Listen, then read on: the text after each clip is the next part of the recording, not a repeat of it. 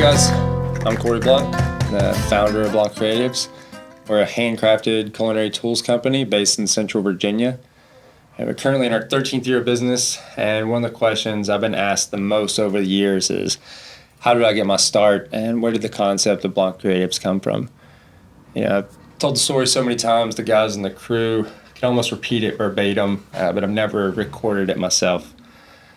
When I look at Blanc Creatives as a whole, where it is now, its history can really be split into 4 clear chapters. This video is chapter 1, Corry's story. I was born and raised in North Georgia, about 45 minutes north of Atlanta.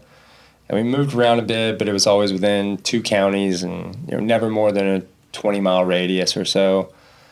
I was a real art kid. I was always creating something, taking things apart, seeing how they worked, or to use the pieces to make something else. I spent a lot of time with my grandparents when I was young. Weekends with my grandmother were spent in the kitchen, helping make biscuits, cornbread, soup beans, all the other Southern grandma dishes you'd expect. And then at my grandfather's house, he was always in the shop. He was a true motorhead. Building custom chassis, doing engine repair, working on some old school hot rod restoration. And my grandfather, on my father's side, he was a Cajun chef from New Orleans, raised animals, had large gardens, and was always throwing large family get-together dinners. So the smell of fresh baked biscuits, burning metal, fresh tilled soil, large pot of gumbo are some of the best memories of my childhood and have all followed me through today and made their impression on the ethos of Blanc Creatives. I spent the majority of my time in high school in the art department. Painting, photography, and ultimately ceramics were the mediums of my choice. I knew I wanted to do something creative when I grew up. I just didn't know what that would be. So after high school, I tried everything from working as an auto mechanic, working in hair salons, trying to find my path.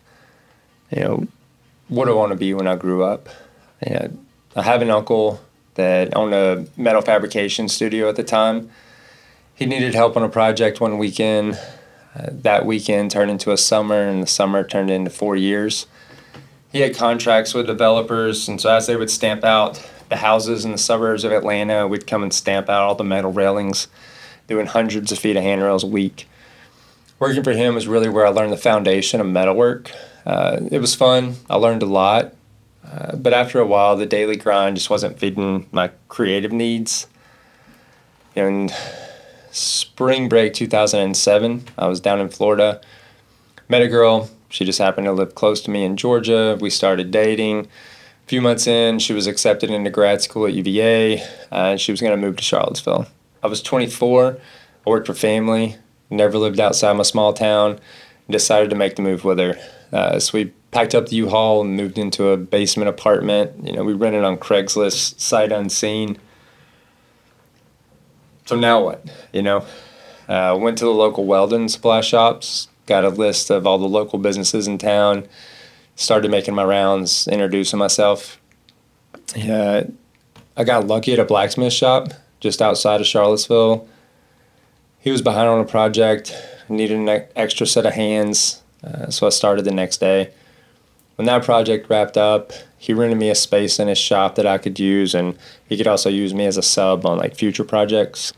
I think the first 3 to 4 months, he handed me 3 nice railing jobs.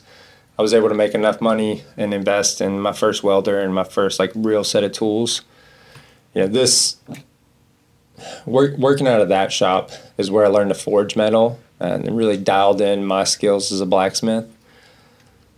Fast forward mid-2008, I decided it was time to branch out fully on my own. And that's when I started my first business, Silver City Iron. At this point, I wasn't really sure if I'd be staying in Virginia long term, so I named it after the small town I lived in Georgia.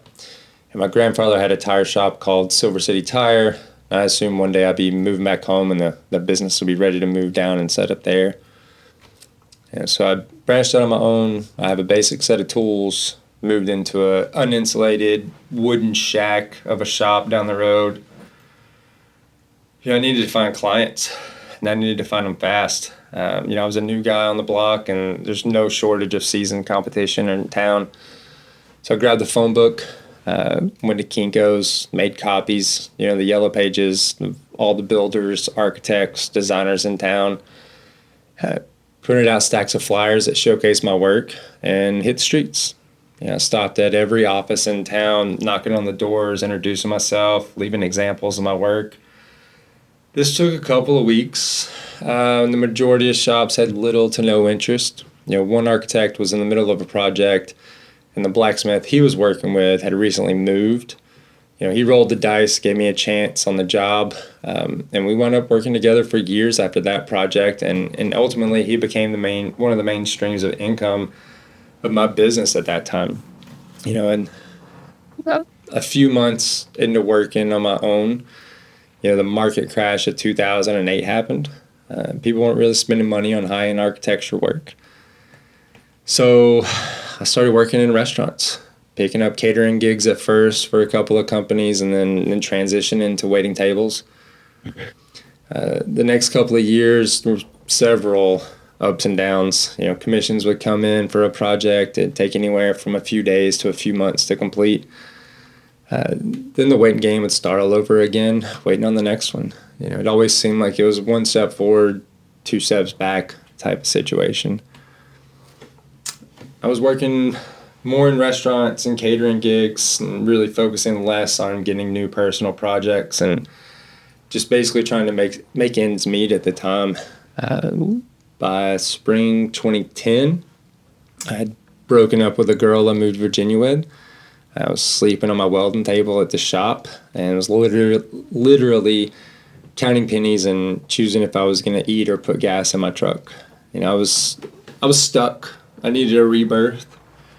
Was I going to stay in Virginia? Was I going to move back home? Vagabond my way down to New Orleans. What was I going to do? Where was I going? A good friend of mine called me to check in. He heard I was sleeping at my shop and knew I needed a place to go. He owned a building that he was renovating, this sleepy little village town south of Charlottesville. He offered I could stay there, help with the renovation, and get back on my feet until I decided where to go. I was driving a 93 F-150. I had about an hour drive to my shop. The cost of gas was more than I could afford, and I knew I really needed to find a space closer to home. And a friend of a friend, he offered me an amazing handshake deal in this old two-bay mechanics garage. So took that. That's the shop where Blanc Creatives was born and where we spent the 10 years before we moved to our current location. While I was living in my buddy's place down in Esmont, I met a girl who's an artist, gardener, florist at an estate down the road. The estate's owned by an eccentric German couple. They've always supported the arts and whose house is full of pieces most people only ever see in museums. That girl's now my wife and the mother of my daughter. After a couple of years of living at my buddy's place, I decided to move into her cottage down on the estate where she worked. At this point, I'm most likely going to stay in Virginia. My personal projects are starting to become a little more steady. I'm down to working for just one catering operation and kind of finding inspiration all around me. I was starting to get into architecture, furniture design. This is when I learned about being a workshop. After seeing some of the pieces in the main house down at the farm.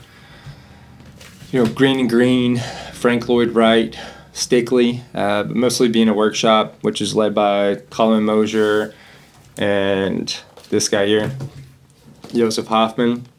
They were all really inspiring me at the time.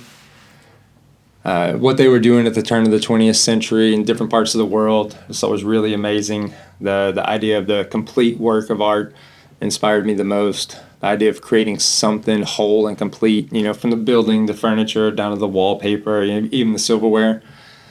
That's it. That's really what I wanted to do at the time.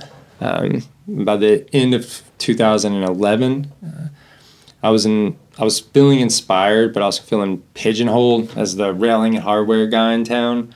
The name Silver City Iron wasn't fitting what I wanted to do anymore, and it was time for a change.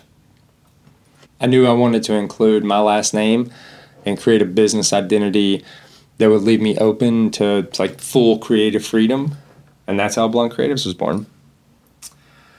So if you stuck around for the whole story, thank you. This will complete chapter 1. Chapter 2 will follow soon. So like, subscribe, stay tuned. See you on the next one.